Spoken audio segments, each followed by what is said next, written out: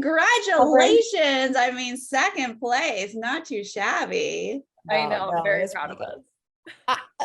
I think that once it soaks in again, because obviously like it hits you when it happens and you're rewatching it, but like tomorrow I'm gonna have a totally different mentality and I'll be much more like sound mind and be like, oh my God, but we're still like, we did so good. But right now it's still like just a little fresh.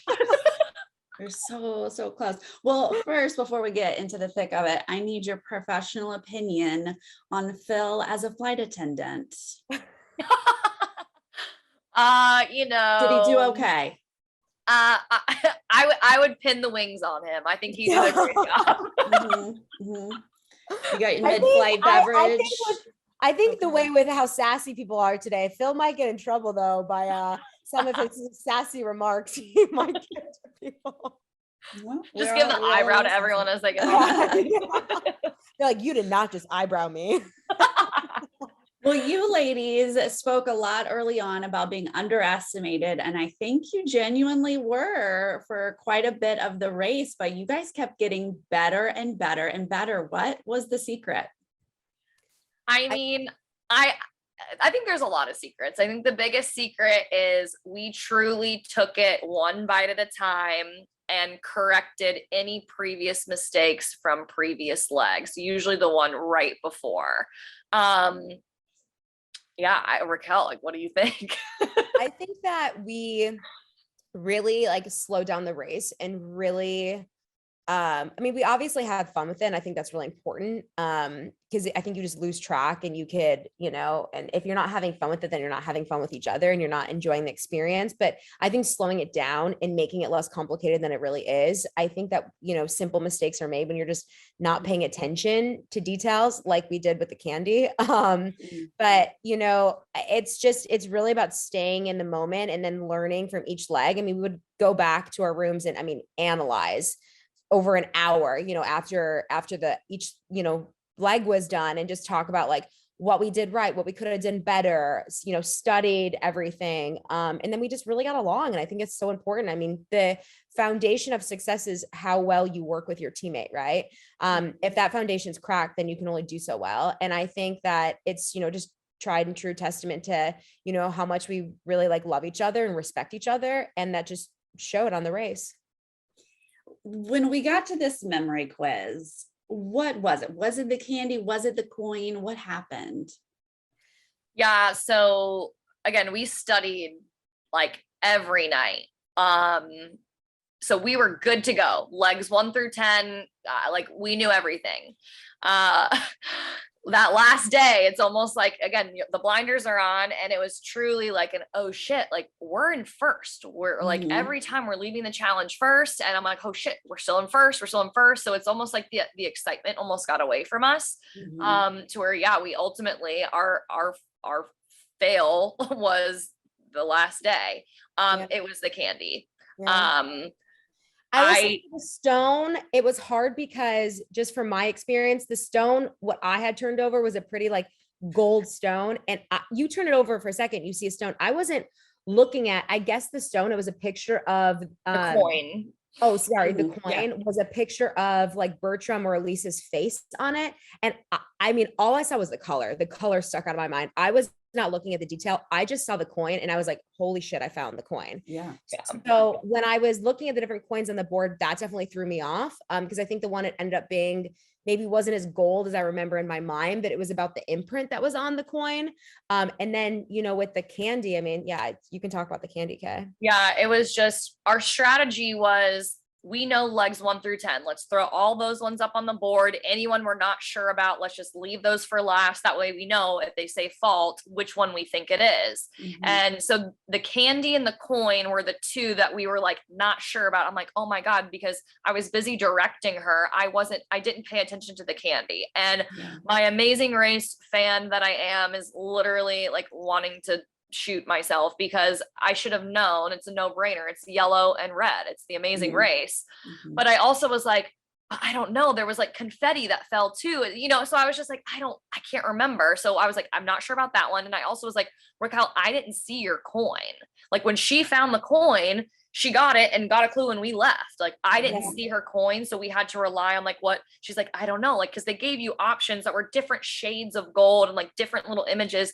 They were so similar. So we're like, okay, it's gotta be one of those two. But then when it was like fault, we're switching them. And then we're like, okay, well, was it the coin in the candy? Now we're second guessing things that I know is right. And I'm like, what are we doing? Like, it was hard too with the candy because I had that mask on my face, and I also knew that like I didn't want to take it off too quickly because I knew that like they could give you penalties at any, and we were so close on a race with Kim and Penn that I could be penalized 30 minutes if I took it off too quick, cheating or something like that. So I wanted to make sure that I was far away from everything when I took my mask off. And yeah, maybe if I had taken it off sooner or something, you just never know. But like I remember in my head, I was like, well, can I take my mask off? Like, should I take it off? And I'm like, well, I don't want to get penalized. So I'll just play it safe. Yeah. The show, I mean, there were other clues before when we were ripping the card that there was the candy there, and we just weren't paying attention to it because at that point, I thought the memory challenge was going to be legs 1 through 10, which we had studied religiously every night. So that's the show. It happens. It is. Well, this season was so unique with the shutdown and the reset. And then you guys have a profession that was hugely affected by the pandemic. What was the whole shutdown and wait and comeback like for you guys? It was hard because I mean, so much of your identity and, you have purpose is through your career, what you get up for every single morning. And when, that was taken from us, it was like we were forced to move back home. Our finances were, obviously not in the best, situation. And, we were both, in our 30s becoming 30. And so we had this life change that we were going through. And it was hard not knowing when we were going to have our jobs back. What the future was going to look like for us, what the state of the world was going to be. So I knew it was particularly hard for us just because everything that we knew, and then the traveling and just, the fun adventurous sides of our life and why we love this job so much. I mean, that was gone too. So it just kind of felt like our whole world had taken a 180 then and there. Yeah, 100%. Which is why when we were asked back, I was so shocked. And I honestly, like, I think I said it. I was like, I finally feel like a little sense of normalcy. Like, cause everyone's like, oh, is it weird coming back? I go, no, I feel like I have a little of like my normal life back. Like we're getting to travel again, like we're social, and it was a blessing because it was a very tough time. Yeah. Did you think the race was going to come back? Were you just like waiting for the call? No, I mean, I think all of us were hopeful, when he said, this isn't goodbye, it's, hopefully see you later, we'll bring you guys back, like once it's safe. But in my mind, and especially when we got back home, really seeing the gravity of what this pandemic was, and again, like the nature of our jobs, like it, like I was bummed about being sent home from the race, but now I'm like, I don't have a job, I'm moving home. And so in my mind, I'm like, all these things are happening. No way they're bringing us back. And like, just, it was such a change for Raquel and I. And it's like, everyone else had so many life changes, like Connie and Coach had a baby, so did Dusty and Ryan. And so it just, the more time that went on, the more bleak it seemed that like, it wasn't going to happen. But I mean, that's why like kudos to Elise and Bertram and the whole CBS and Amazing Race team, like the safe way that they were able to do this, like not a single one of us tested positive for COVID the whole entire, my hat's off to them. It's honestly like incredible. But yeah, I did not think we were going back once he sent us home in Scotland. I really didn't. Well, Raquel, you talked about starting to meditate over the pandemic, and I loved hearing that you speak about it on the race. I subscribe to daily meditation. Could you see a change in how you guys were racing? Was it affecting you guys? Yeah, I think because I had, I started kind of my own spiritual journey early in my 20s. And then when, we had lost our job in the state of the world and just, I think a lot of people were going through mental health issues during COVID. I knew that because of the space that I was in mentally, I knew that so many people had told me that meditating is just life-changing and learning to just calm the mind. And for somebody like me who has ADHD, that has 1,000 things, squirrel going on in my head every 5 seconds. I was like, this is really powerful and I need to do this, right? I need to learn to be still in the moment and learn to be in the present and kind of just, it's really calming. It's really therapeutic in a lot of ways. And so I knew that if I was going to put myself, this is the crazy thing about our season was you have a taste of what the race is like. So you know how stressful it is. You know that you're putting yourself in this crazy, wild, stressful experience. So I just was going to take the tools and resources that I had trained myself on over the last 19 months and how meditation had become such a part of my life, and just so vital, I feel like, in my mental health, that I might as well utilize this on the race, because it's really hard, and you could like this snap, I feel like, on the race, just from all the pressure and the stress, and then not knowing that. I really truly think that that mixed with other things really helped, us stay grounded, and really helped us just kind of run it at a pace in which we found success, and had fun with it along the way too. So yeah, I recommend it to everybody. Start small though. People get overwhelmed. They're like, right. Well, I can't sit there for 30 minutes. It's like, you just do it for 5. Do it for a couple of minutes, take a couple breaths, and if thoughts come in, let them come, and then just let them go. Don't get angry at yourself. It'll get easier as you go. That's right. Well, what was the highlight for you guys? What was your favorite leg, favorite task? The highlight for me, and I think it's the same for Raquel, was the barrels. It was something that the second we walked through the door, I could see Coach's face. He's like shaking his head at us. Like that was a like straight brute strength challenge, and we did it.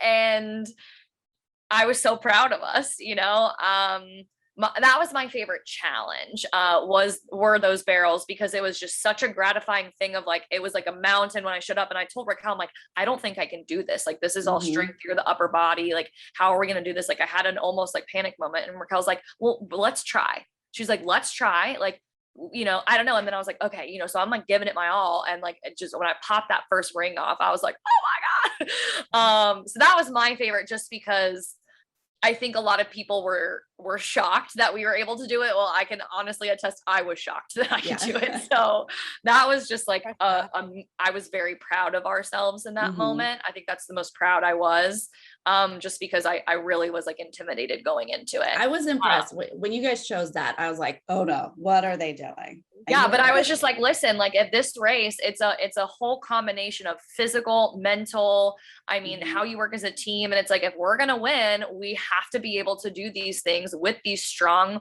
male teams, or, it was like, so if we're going to win, we got to do it like the same as everyone else. So I didn't want that to deter like us picking challenges. Like, obviously we want to play to our strengths. But we were not going to walk away without finishing those barrels. So I think for me, my favorite, I think the first time we won first place in Greece, in Thessaloniki, that was just my favorite day, because winning first for the first time and then winning a trip to Kauai, it's like the greatest high, and just riding on that high. And then, ironically, you would think that the stone challenge would be like one of my least favorites, but because I was the first person to finish, it was like, the most stressful, but then like, with it being the most stressful, it's also like the greatest reward, like I, at one point, this is a little graphic, but I was like, this is as good as like great sex. The high that you get from accomplishing that, I was like, oh, it's the next best thing.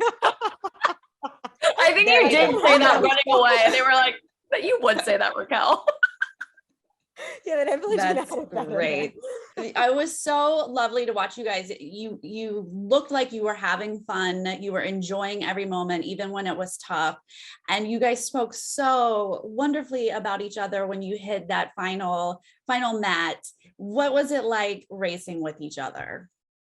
I love you, Kay. I love you. With somebody that it's like racing with a best friend who you truly admire them. You love the person you are.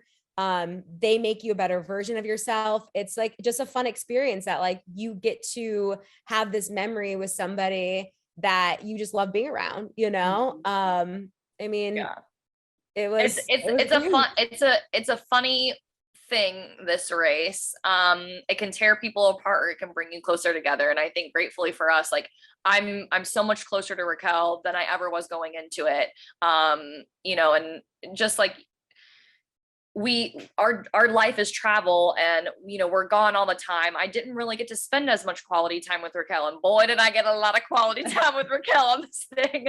But no, I mean, it was incredible. It's an experience that I wouldn't change for anything. I couldn't do this with anyone else.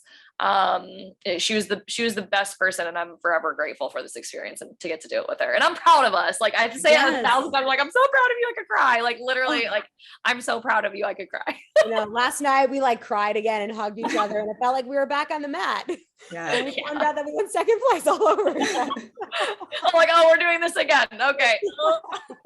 Yeah, look, I can't imagine being so close to winning, but like we want to root for the female teams, and so we are all proud of you guys. Like, thank you for making it to second place. Yeah. Oh, thank you. That means a lot. It means the world, Well, thank you guys. Have a wonderful day. Thank you. It was so Bye. fun. All right. See you later.